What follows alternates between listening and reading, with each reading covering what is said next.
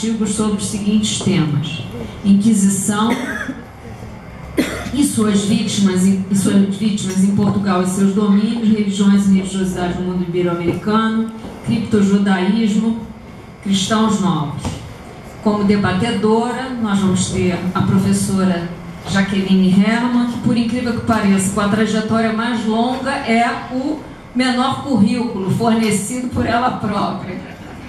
Professora da UFRJ, coordenadora do Laboratório Sacralidades e estudiosa dos sebastianismos e messianismos luso-brasileiros. Ponto.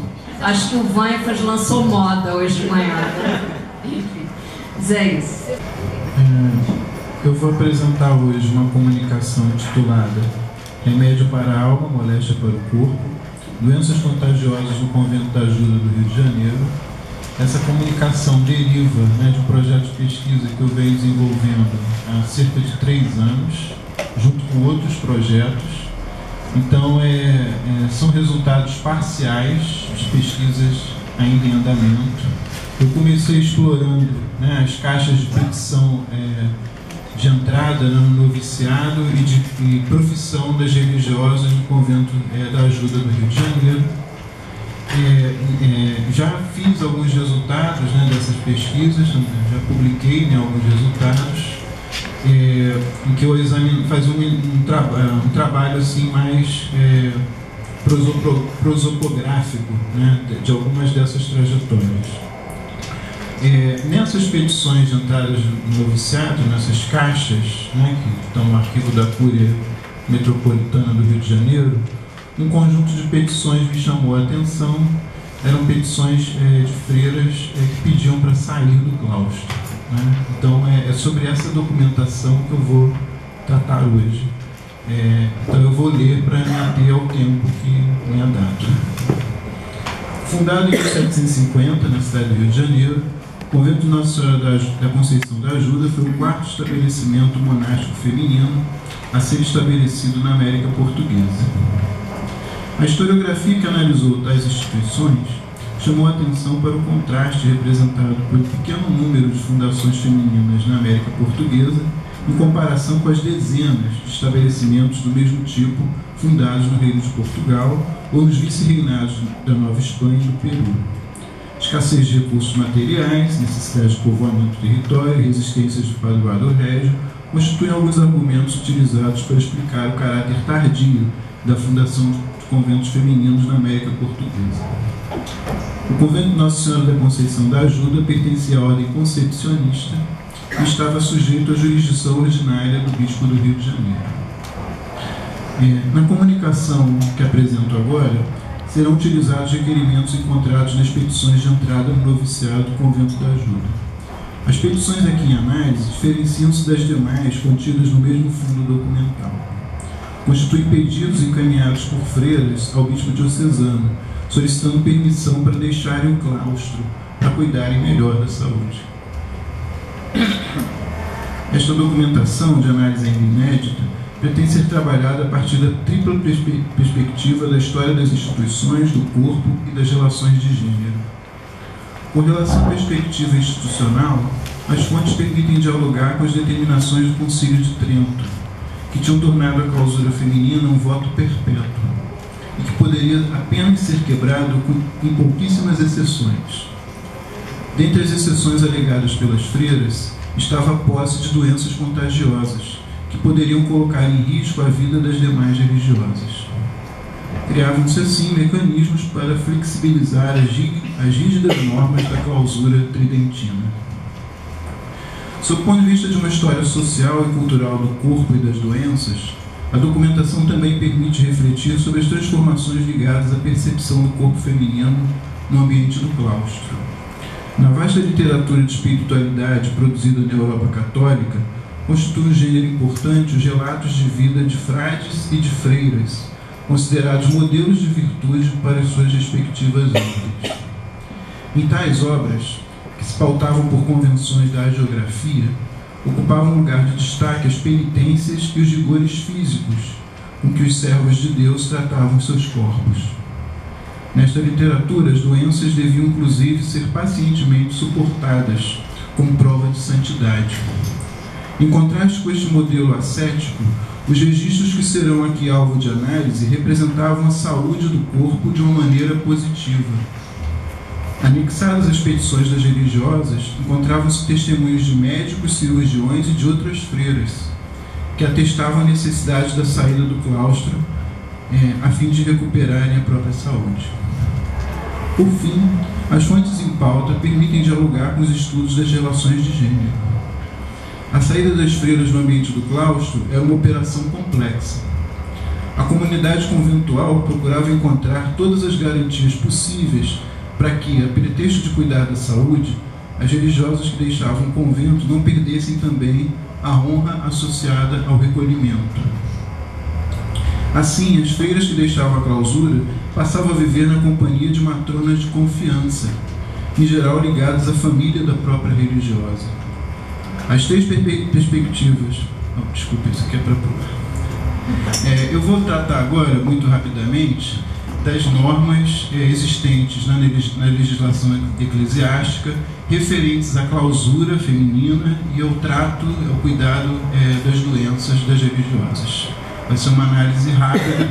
Eu vou focar, em primeiro lugar, a regra de 1511 das religiosas concepcionistas, que tratava dessa maneira, né, a questão da clausura e o tratamento das doenças. Né? São um trecho da regra. Né? As monjas professas desta religião sejam obrigadas firmemente a viver sempre em perpétua clausura intrínseca do mosteiro. Mas, se em algum tempo, o que Deus não queira, se vier inevitável e perigosa necessidade, como é o fogo ou a entrada de gente de guerra, que não suporta adiamento, em tais casos tenham licença para sair e remediar-se, passando a algum lugar conveniente, onde estejam em honesta clausura. Esta era a exceção que permitia a regra, né, da saída do claustro. Né? O Concílio de Trento legislou também sobre a clausura feminina, né, tornando-a mais rígida e mais de aplicação mais universal e homogênea. Separei então um trechinho da legislação do concílio para comentar aqui também. Nenhuma, pois, das religiosas possa depois da profissão sair do convento, ainda por breve tempo, qualquer que seja o pretexto, salvo se houver alguma legítima causa que o bispo aprovar. Quanto à entrada nos mosteiros, a ninguém seja lícita, de qualquer gênero, condição, sexo ou idade que for a pessoa, sem alcançar do bispo ou superior licença. Essa mesma rigidez da clausura, ela é aplicada também nas constituições gerais, né, para as religiosas da família franciscana, incluindo então clarissas e concepcionistas. Essas constituições gerais são um pouco mais detalhadas, porque falam também do cuidado, né, relativo às freiras que se encontravam doentes. Vou ler também mais um trecho aqui. Quando entrar o médico, essas constituições são de 1639. Quando entrar o médico e o sangrador, procure a enfermeira que as religiosas estejam com toda a compostura nas suas camas, com os seus hábitos, toucas e véus, como a santa regra manda. E não falará com eles, senão forçoso, para informar das enfermidades das religiosas, procurando estar com muita composição e modéstia. E que se retirem as religiosas, que não é necessário assistir. A análise da legislação eclesiástica relativa à maneira pela qual os religiosos doentes deviam recuperar a saúde se conclui com o exame das constituições do Convento da Ajuda. Esse documento foi elaborado em 1750 pelo bispo Dom Antônio do Desterro Malheiros e dizia assim a respeito desse tema que estamos tratando aqui, né? As religiosas são obrigadas a viver em perpétua clausura, como dispõe o Sagrado Concílio Tridentino, como muitos santos padres. Portanto, em nenhum caso, por muito urgente que seja, ainda doença mortal, poderá religiosa alguma sair do convento ou ir às Caldas, né? E só poderá fazer nos casos da bula do Santíssimo Padre Pio V, que são incêndio fatal, contágio notório ou para fundar outro convento. Eram as exceções admitidas, né? Então, diante dessa legislação, eu vou examinar agora, né, a documentação principal, que ainda está em estágio, né, inicial de análise, né, são poucos requerimentos que eu me dediquei a analisar aqui, espero poder ampliar a amostragem, né, da documentação. Então vamos entrar agora diretamente nas petições.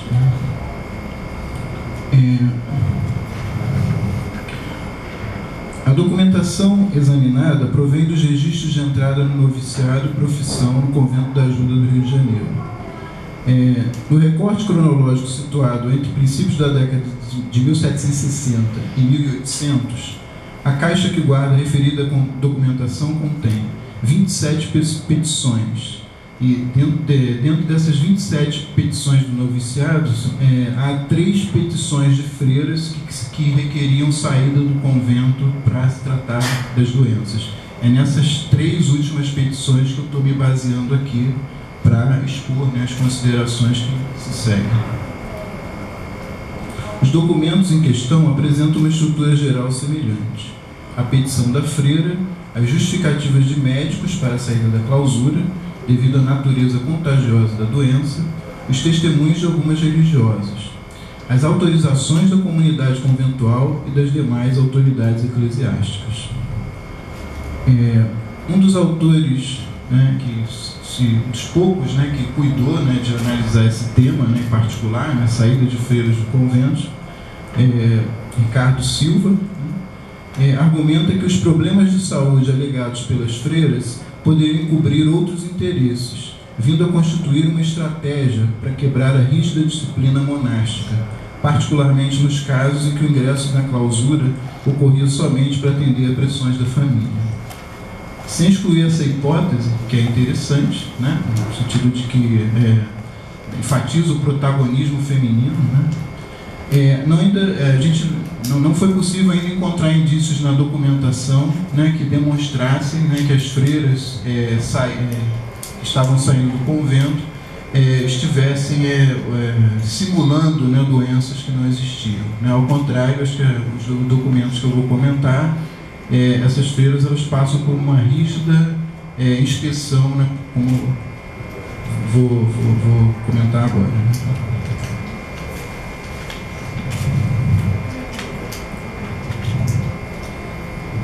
As fontes se prestam também ao estudo das práticas terapêuticas aplicadas a determinadas doenças contagiosas existentes na América Portuguesa ao final do período colonial. Com data de 1772, a petição da Madre Ana Maria de São José vinha acompanhada de uma certidão, assinada por um médico e 2 cirurgiões, em que atestavam que a queixa que atualmente padece é uma tísica formal e todos os remédios que lhe temos assistido não têm sido poderosos a impedir os progressos e aumentos da mesma queixa. Antes, de dia a dia se vai deteriorando apressadamente, e nestes termos a única esperança que nos resta é de que deve sair deste convento onde principiou a enfermar. O qual, quer dizer, o convento, né, está em situação muito baixa e na atmosfera desta cidade viciada de eflúvios putridinosos. Para lugar, então ela deve sair, né, dessa atmosfera e ir para lugares montuosos e de ares puros, livres de sobreditos eflúvios, a qual mudança é recomendada por todos os testemunhos na queixa referida, e é raríssimo o que se livra dela sem a tal mudança de ares. Né? Esse é, então, o diagnóstico, né, dos médicos que é examinado. O testemunho da Madre Helena Maria da Cruz, enfermeira do Convento da Ajuda, descreve em detalhes os sintomas da moléstia padecida pela Madre Ana Maria de São José, agregando, além disso, informações a respeito da terapêutica aplicada à doença. Padece febre contínua, uma total diminuição de carnes e tosse rigorosíssima, e tendo-se-lhe aplicado todos os remédios que a medicina permite nestes casos, e se lhe podem aplicar dentro da clausura, não tem experimentado alívio algum da tal queixa. Antes se vai aumentando e engravecendo, de tal sorte que, se não sair a mudar de ares e tomar banho em rio corrente, perecerá brevemente. Por fim, né, depois do parecer do médico, da informação da enfermeira, vem então o despacho, né, da autoridade diocesana, né, que estava, no caso, substituindo o bispo. Quem fala aqui então é o provisor do juízo eclesiástico do Rio de Janeiro, Antônio José dos Reis Pereira e Castro, que foi favorável então à saída de Ana Maria de São José do convento para tratar da própria saúde, né? Então eu vou comentar aqui rapidamente um trecho, né, do parecer dele.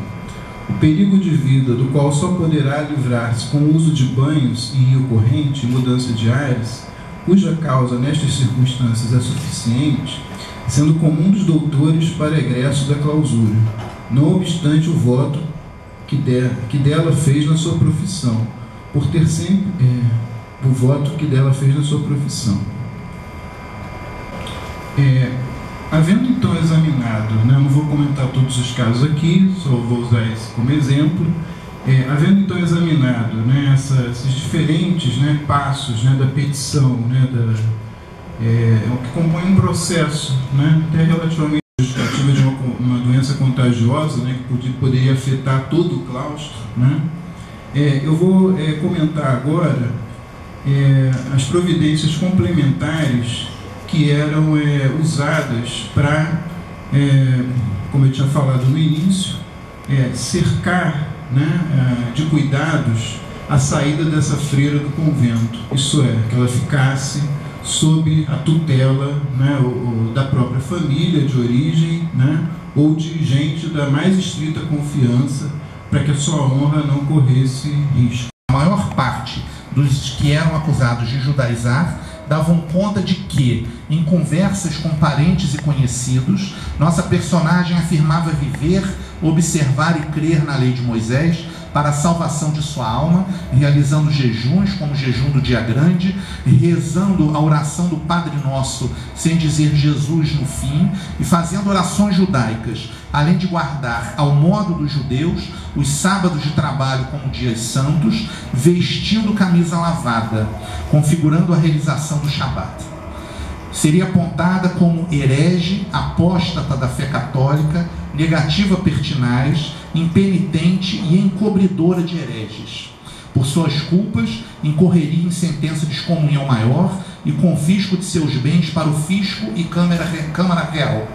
Temerosa com a gravidade de sua condenação, Guiomar solicitaria aos inquisidores que estes realizassem um interrogatório aos seus acusadores, no intuito de esclarecer e dar mais detalhes sobre as acusações que a vitimavam, como a data e o local em que estes teriam ouvido ou presenciado da ré suas confissões ou culpas, apontando as companhias que estavam presentes, bem como se poderiam afirmar de fato que realizara jejuns e outros atos considerados judaizantes.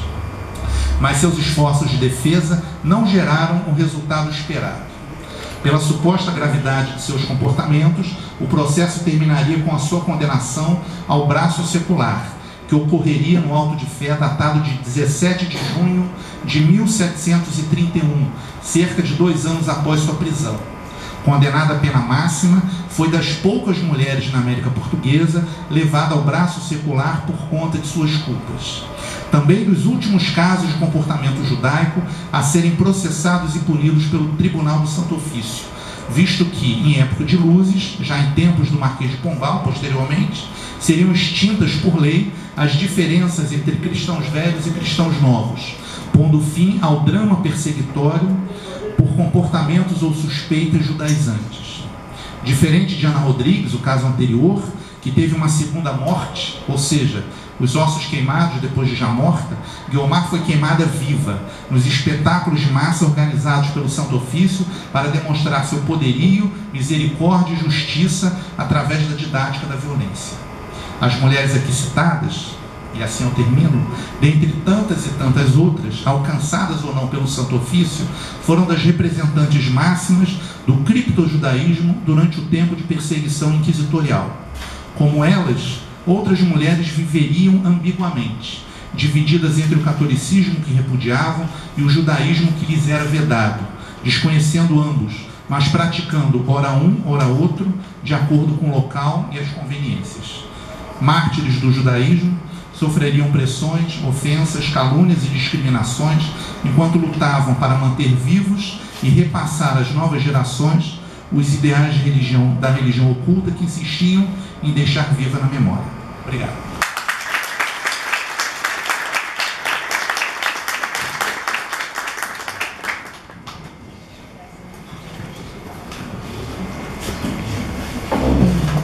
Agora, então, vou passar a palavra a Jaqueline, que vai fazer os comentários a respeito das exposições que foram realizadas hoje na mesa.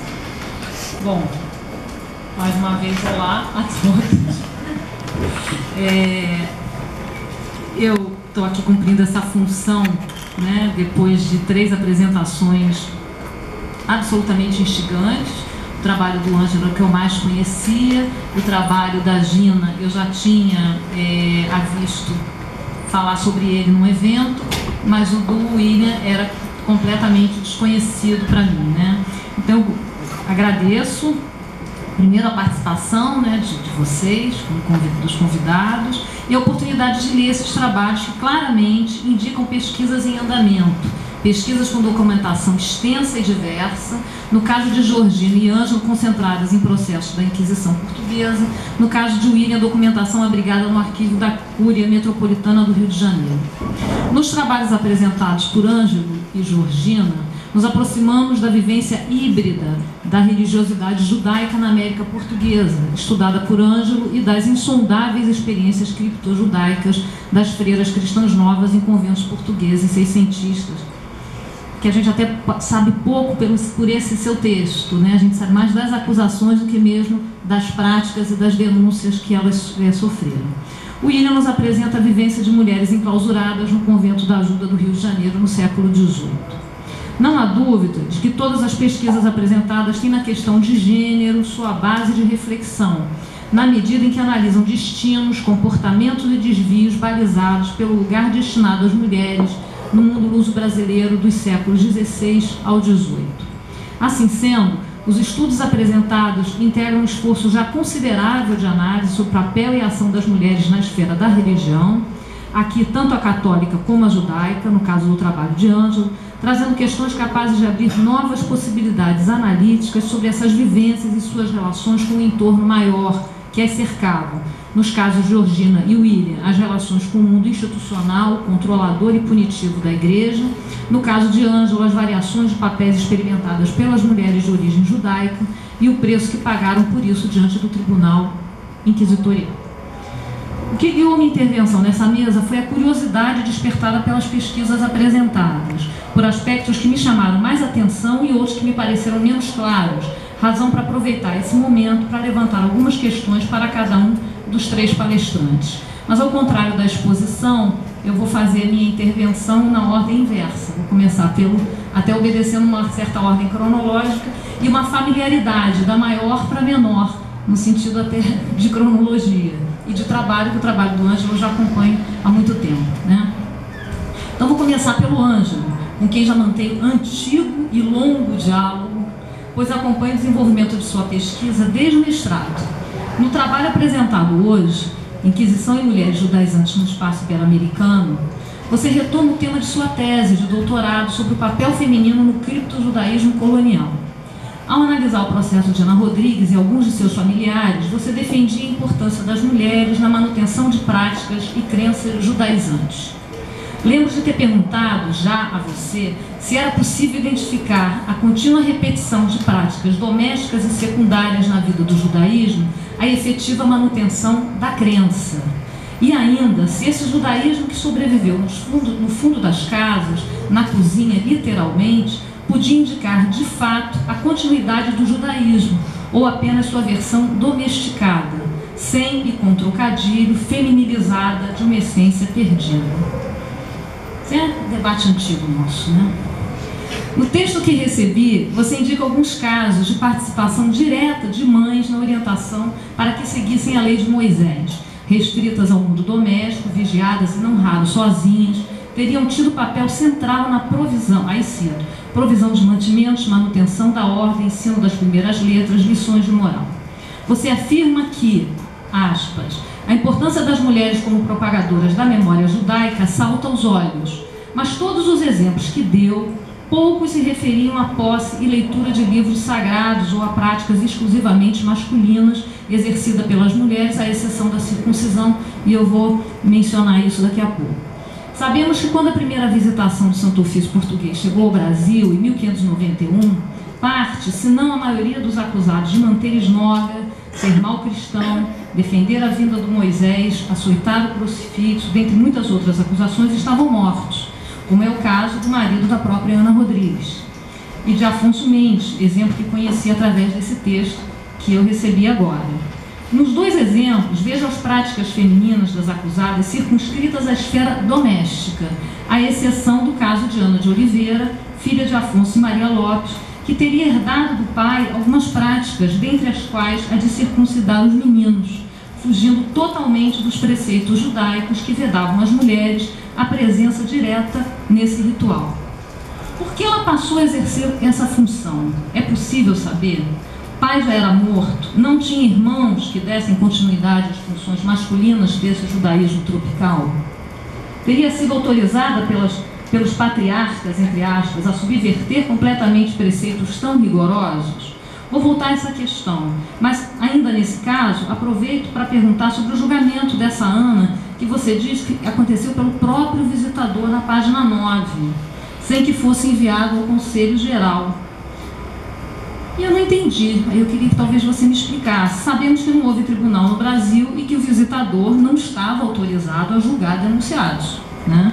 Por isso eu não entendi, suponho que se não foi mais um arroubo da autoridade exacerbada do reitor Furtado de Mendonça, né? Inclusive você diz que ele sofreu pena branca, ela sofreu pena branda, então não entendi porque ele não estava autorizado a julgar, né? Então se você puder comentar isso, eu te agradeço. Para voltar ao que me parece essencial do seu trabalho, levanto duas questões.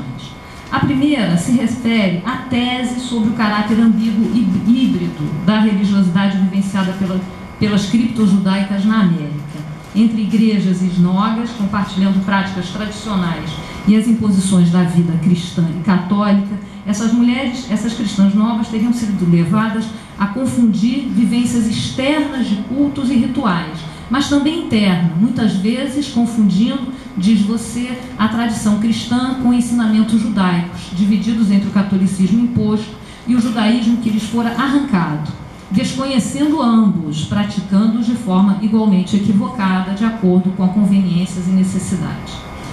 Aqui fiquei muito curiosa sobre essas possíveis confusões entre as duas religiões por parte dessas processadas. Achei que você ia indicar algum caso, mas não. Por isso pergunto, você já identificou casos através dos quais é possível flagrar essa mistura, essa confusão? Né? A Gina até cita um caso, né, em que usam orações para chamar Moisés, né, um caso bem concreto. Você acabou não citando nenhum desses casos, né, por isso eu fiquei enfim, curiosa. Mas se desconheciam tanto o catolicismo como o judaísmo, como foram os responsáveis por manter vivo esse judaísmo na colônia? E aqui eu volto à questão já indicada: mantiveram práticas ou crenças? É possível confundir essas duas dimensões da vivência criptojudaica encontrada na América Portuguesa? Ou seja, para defender a questão que eu estou trazendo aqui, não teria sido esse judaísmo residual, doméstico, secundário, né, ao contrário da sua tese? A gente também já falou sobre isso. E aqui eu emendo com a questão que me faço já há algum tempo, lendo trabalhos como o seu. Para onde foram, como se perderam as práticas e rituais masculinos que aqui foram praticados, segundo a documentação da primeira visitação, e que sabemos, e que através dela podemos saber, né? Mas que já não existiam mais no final do século XVI. Cerca de 50 anos separaram a chegada de numerosas famílias de cristãs novas ao Brasil, muitas fugidas da Inquisição recém-criada em Portugal, e a chegada da primeira visitação às partes do Brasil. Sem grandes denúncias ou sem pressão direta, o que vemos é o esmaecimento, se não o desaparecimento da parte masculina desses rituais criptojudaicos, que para cá certamente foram trazidos. Por que não foram continuados pelos filhos, homens de Ana Rodrigues, por exemplo? E todas as denunciadas que foram presas tinham extensa prole masculina e feminina, masculina também, né? E são muito poucos denunciados os homens, são as mulheres muito mais denunciadas, sempre pelas práticas domésticas, né? Como já perguntei, Ana de Oliveira não tinha irmão para fazer as circuncisões? Muito me intriga esse desaparecimento, se é que o termo é exato, mas o que vemos nas denúncias e confissões e no processo que delas derivam são práticas femininas, sempre associadas por você à manutenção do judaísmo. Implico, pergunto, será? Essa é a questão e que a leitura de seus trabalhos me levou a pensar já faz algum tempo, e não tenho ideia se há como recuperar esse longo processo de perda. Se pode ser um processo cultural, lento, imposto pelas exigências do viver em colônias, terra alheia e estranha. Gostaria de ouvi-lo sobre isso, se acha que a questão procede e se tem alguma posição sobre ela. Passo agora para o texto da Gina, cuja temática conheci em outro seminário, no qual ouvi sobre casos de freiras cristãs novas que judaizavam nos conventos portugueses. É um tema incrível, fascinante pelas inúmeras questões que suscita, seja pelo estranhamento causado pelo desconhecimento, no meu caso, seja pelo inusitado da possibilidade de, em espaço fechado e católico, práticas criptojudaicas terem sido cultivadas.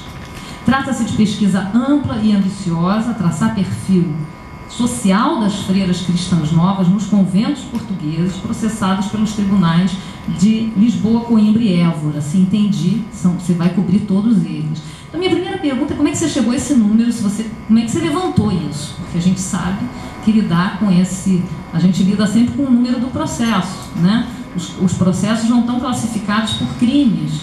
Então, como é que você chegou a isso? Eu fiquei assim, curiosíssima, né? Esse é o universo completo, se eu entendi, né? Então, aí é uma questão de curiosidade de pesquisa mesmo, né? Além do perfil, imagino que você vá também esquadrinhar essas práticas denunciadas e provavelmente refletir sobre a manutenção da crença criptojudaica. É isso. Porque, como eu já disse, as práticas acabam não aparecendo, né? Tudo bem. Você começa o texto localizando bem o tema da vida das mulheres, cujo destino eram os conventos, onde preservavam a honra e retiravam-se do mercado matrimonial. E no caso das cristãs novas, era a forma de evitar casamentos mistos, razão das mulheres terem sido mais facilmente recebidas nos conventos do que os homens na mesma condição, como você disse. Mas indica também o alto custo desse ingresso. Para nos informar sobre as freiras cristãs novas processadas, diz que algumas proviam de estratos subalternos. E aí eu fiquei me perguntando, né, como elas entravam. Isso que não aparece no seu texto, né? Primeiro você demonstra bem o alto custo, como várias negociações eram implementadas para isso, um pagava uma parte, outro pagava uma outra, era um sistema, né?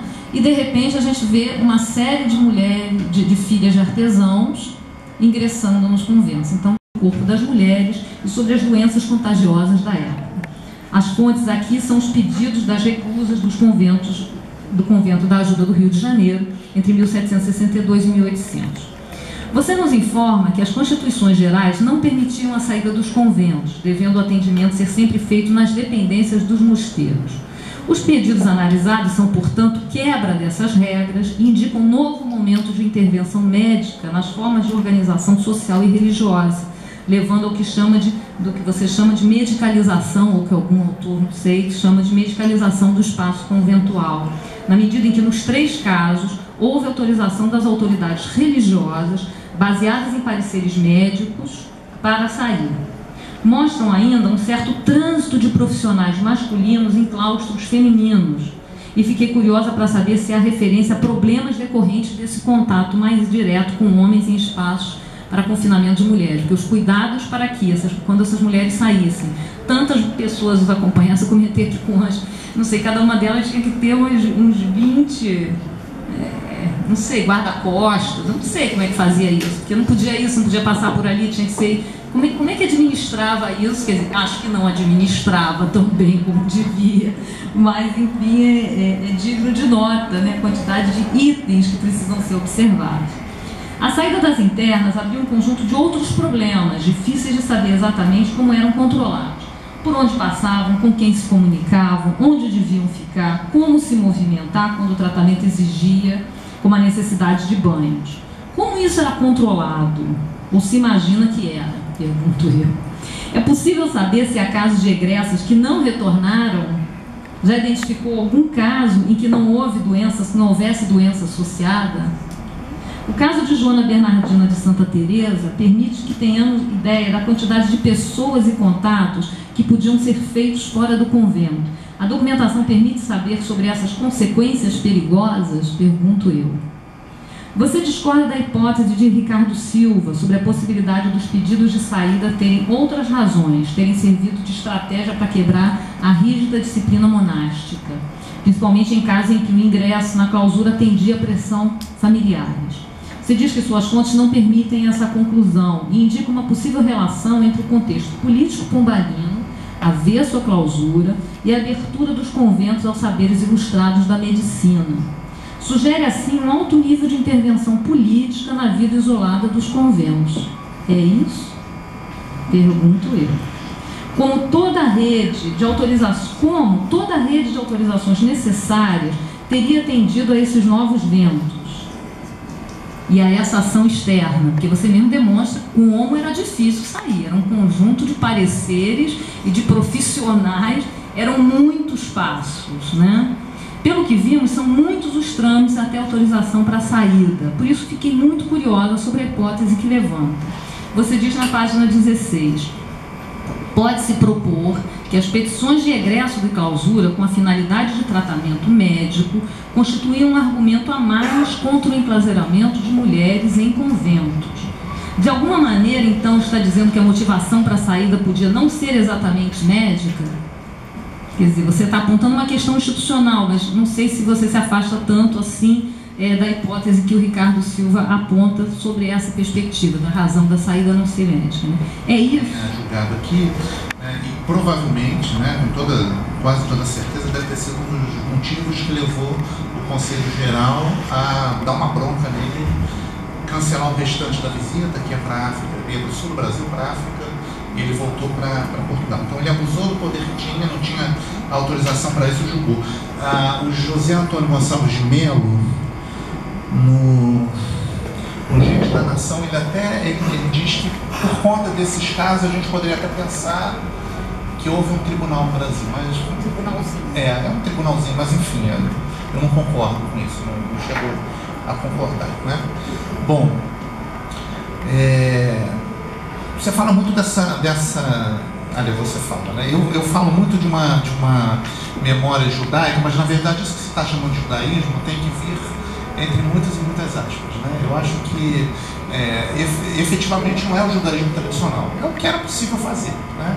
E que se aprendia das mais diversas formas. Uma das formas de se aprender o que era o judaísmo era na igreja, com os padres dizendo: se você conhece alguém que faz isso, faz aquilo, né? Apontados como práticas judaizantes, as pessoas iam e praticavam. Muitas vezes, de fato, não sabiam o sentido disso. Quanto mais a gente vai se afastando do tempo, né, em que essas pessoas ou foram judias antes de serem batizadas em fé, ou que conviveram com judeus, de fato, esse estranhamento ao judaísmo acontece. Eu acho que eu gosto de dizer que numa linha que vai do criptojudeu perfeito, né, aquele que não acredita em nada do catolicismo, que conhece o judaísmo, que pratica o judaísmo, que repassa o judaísmo às novas gerações, ao cristão novo, que busca negar a sua origem judaica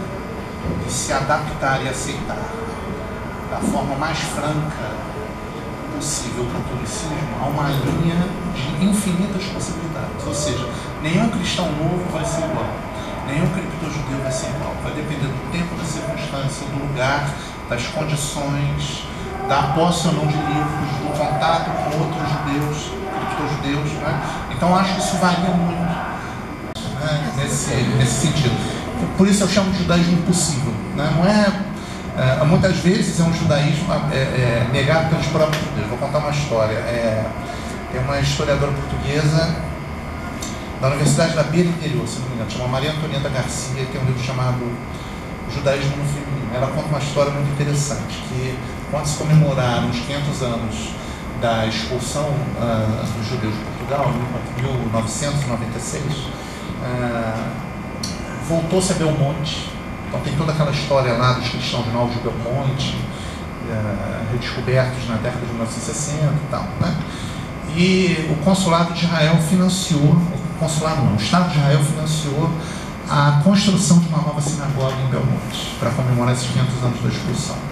Mandou para lá alguns rabinos tradicionais, fez uma grande festa, a sinagoga foi inaugurada, os criptojudeus de Belmonte começaram a frequentar essa sinagoga, e com o tempo, passados alguns poucos meses, as sinagogas esvaziaram, a sinagoga esvaziou. As pessoas deixaram de frequentar essa sinagoga. E os rabinos foram casa a casa ver o que estava acontecendo. Que principalmente as mulheres, as mais velhas, elas botavam, enfim, com toda a delicadeza portuguesa que a gente conhece, né? Botavam o dedo em liste para os rabinos e diziam assim: você não é judeu, você não sabe o que é ser judeu, eu é que sei, né? O meu judaísmo que é o verdadeiro, não o seu, né? Mas na verdade o que elas faziam não era exatamente o judaísmo, era o judaísmo delas, dentro das possibilidades de uma memória que foi herdada, mas que nem sempre era compreendida, que está muito, às vezes, ligado muito mais à prática do que ao conhecimento efetivo, mas que se fazia, né?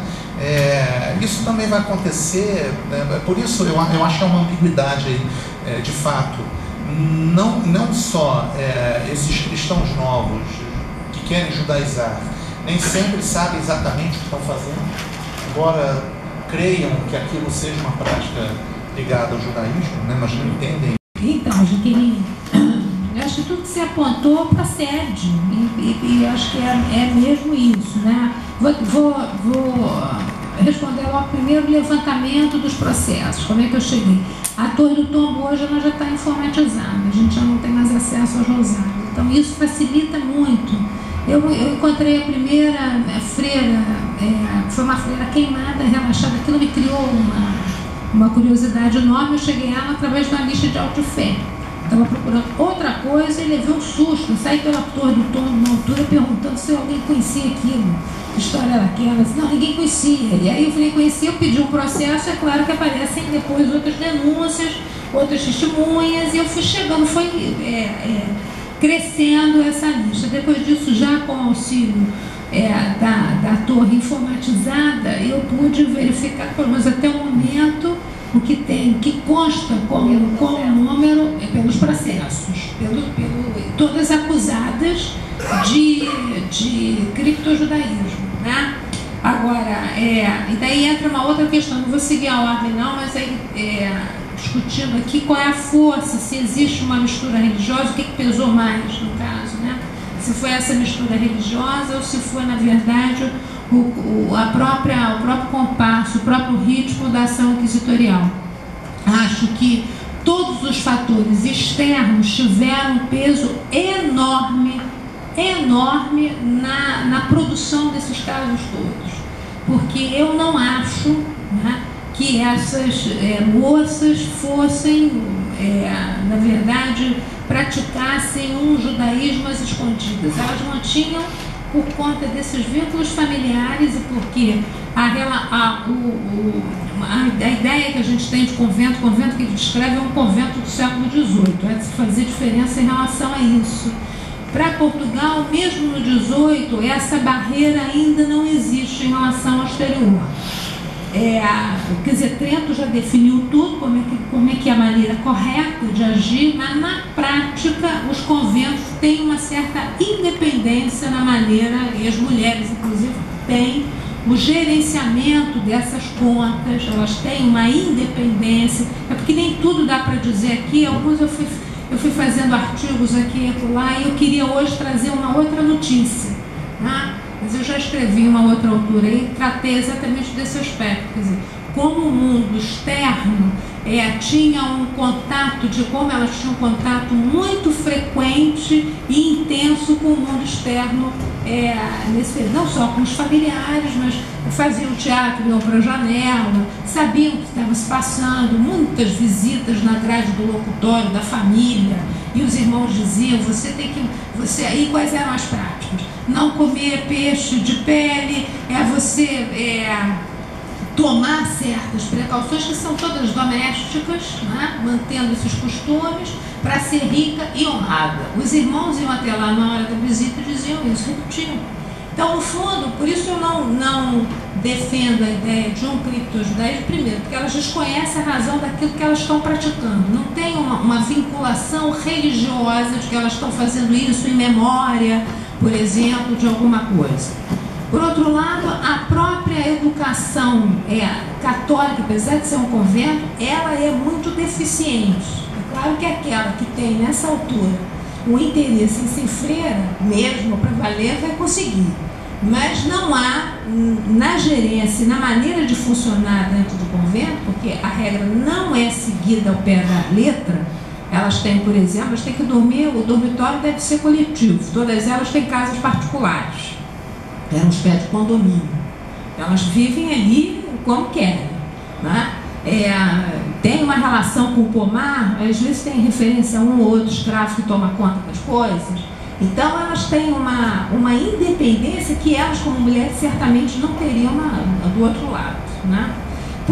E tem, ao mesmo tempo, um reforço que é familiar. E isso ajuda, na verdade, a manter um vínculo com a família. Então, no meu entendimento, como muitas entram para ali para satisfazer uma regra de parentesco, porque a partir do 17 o morgado se impõe, na verdade, na transmissão dos bens, e a gente nota que é incrível que isso, é claro, que é uma prática das grandes famílias que têm, na verdade, heranças para deixar e favorece, portanto, ao filho varão. Mas é incrível porque há uma espécie de, quase que de reprodução entre as classes, entre os segmentos subalternos dessa prática, onde o filho varão costuma ser favorecido, mesmo que não tenha terra, né? Então, isso é uma outra discussão, porque há uma reprodução dentro dos próprios conventos, não só dos valores, mas de uma lógica de funcionamento que é dessa sociedade. Então é isso, por exemplo, que vai permitir que haja parcelamento dos dotes. É por isso que as filhas de alfaiate entram. Eles contraem praticamente uma dívida, né? Eu não tenho os livros de dote na sequência, mas eu sei por outras que são freiras cristãs velhas, provavelmente, e que conseguiram parcelar o dote, assim como tem gente que entra e paga de uma vez só, né? Então, nesse mesmo convento, onde estão essas moças, essas matemáticas e a filha do alfaiate, estão também mulheres que foram, e que no meio dessa pendeira toda que dizem que não vão receber ela de volta, dizem, olha, nós não queremos essa gente aqui que são filhos de alfaiate, são filhos de oficiais mecânicos, porque o meu pai serviu nas guerras da Índia, serviu nas guerras do Brasil, e vão declarando muito abertamente que são abrasionadas, boa parte delas. Então, é uma população muito heterogênea, né, em termos de condição financeira. E as práticas, que algumas mantêm, como eu falei, são práticas muito mais no sentido de se ajustar à realidade do convento, que as aparta da família, sem que elas tenham vontade ou vocação para isso, do que propriamente um conhecimento exato do que é o judaísmo ou a intenção deliberada de fazer isso em memória do marido, do filho, daquilo que aprenderam. Uma delas é a Mariana do Deserto, diz abertamente que mantém determinados costumes e práticas, diz o inquisidor, por amor ao pai. Então, o que ela faz na verdade, não porque conheça, o inventário dela é das coisas mais incríveis. Ela tem uma série de relicários e de objetos católicos, enfim, uma roupa de cama muito refinada, uma das freiras mais ricas ali do convento. E, no entanto, mantém essas práticas, mas diz abertamente que faz isso pelo vínculo familiar. Então, é nesse sentido que eu invoco mais a ideia do marnismo, tal como o Vastelli trabalha, do que propriamente de um criptojudaísmo, porque eu acho que isso é muito mais uma invenção, uma produção do Santo Ofício, que usa o mesmo termo do século XVI até o XVIII. É tudo criptojudaísmo, não interessa se essa coisa muito bem elaborada, que está no 16 e que é feito com enorme fundamento, mas é classificado da mesma maneira. Isso é vivo, tem uma evolução. No caso, eu acho que para o convento não serve. Né? Ele falou ainda, um cristão, como é que ele diz? Há vários cristãos, cada cristão novo é um cristão novo. Né? E para cada período também. A gente não é que no 17 não tem mais criptojudaísmo. No convento, certamente, pelos casos que eu encontrei, não tem como vai ter do lado de fora. Não tem. Porque aí tem o vínculo que eles mantêm é muito mais para um traço familiar. E acho que é isso. E por fim, deixa eu só essa pergunta, porque é uma questão de fundo importante. Se há contradição entre a ação inquisitorial e a presença dessas mulheres para elas serem religiosas. É porque, na verdade... Depois que elas são condenadas, perdoadas, e elas têm dificuldade de entrar no... Em Beja, não. Em Beja, as moças as freiras fazem apenas uma abaixo-assinado e elas voltam. Em Coimbra, porque aquilo foi muito escandaloso, envolveu a universidade, foram várias famílias e elas tiveram enorme dificuldade, né, de retornar.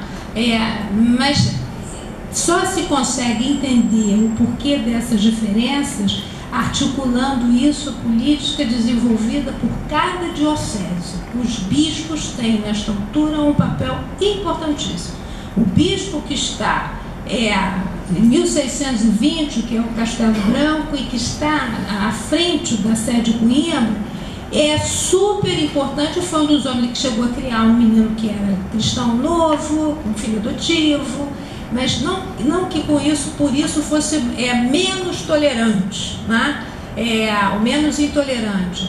É porque, na verdade, convivem na altura, dentro da igreja, pelo menos duas correntes antijudaicas.